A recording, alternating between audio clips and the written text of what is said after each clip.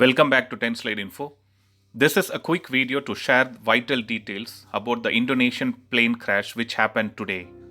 A Sriwijaya air passenger jet carrying 62 people is feared to have crashed into the sea.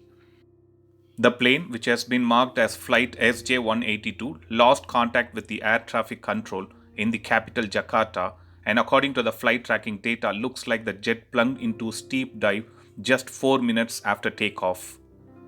The plane took off from the Soekarno-Hatta airport and was on an estimated 90-minute flight from Jakarta to Pontianak.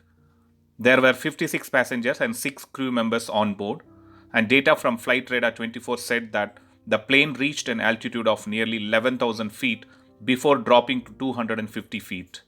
And after that, it lost contact with the air traffic control. Rescuers looking for the Indonesian plane have found suspected debris in water north of the city, but it has not been confirmed if the debris came from the Sriwijaya Air flight, which is SJ182 or not. If you see the data from Flight Radar 24, the aircraft is of Boeing 737-500 model.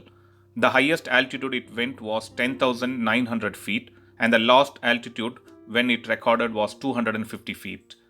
So it looks like the flight SJ182 lost more than 10,000 feet of altitude in less than 1 minute, about 4 minutes after departure from Jakarta. The Sriwijaya Air is an Indonesian airline based in Jakarta, and this budget airlines operates a couple of Boeing aircrafts.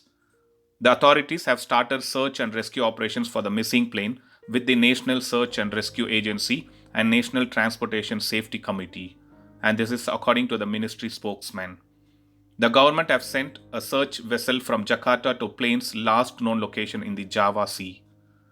A Boeing 737 MAX operated by Indonesian airline Lion Air crashed off Jakarta in late 2018, killing all 189 passengers and crew members.